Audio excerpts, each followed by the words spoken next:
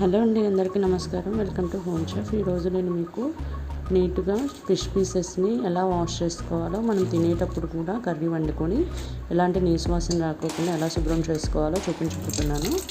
ముందుగా KG fish pieces అనేవి తీసుకొని ఇలా ఉన్న ముక్కలన్నిటిని కూడా 2-3 సార్లు నార్మల్ వాటర్ తోటి వాష్ చేసుకోవాలండి. ఇలా మనం మొత్తం అంతా బ్లడ్ ఉంటుంది కదండి, కట్ చేసిన తర్వాత దాన్ని మొత్తాన్ని కూడా నీట్గా క్లీన్ చేసుకోవాలి. ఇంకా ఏమైనా రెక్కలు లేదా ఇలాగ తలకి కన్ను లాంటివి ఉంటాయి అన్నమాట, అవి కూడా తీసేసేసి నీట్గా వాష్ చేసుకోవాలి. నార్మల్ వాటర్లో వాష్ చేసుకున్న తర్వాత ఇంకొకసారి కూడా నేను వాష్ చేస్తున్నాను.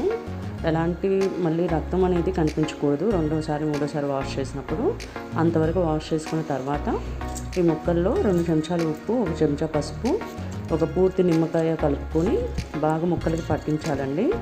అప్పుడు మాత్రమే నీసు వాసన పోతుంది. నీసు వాసన రావడం వల్ల చాలామంది తినడం కూడా మానేస్తారు కదా.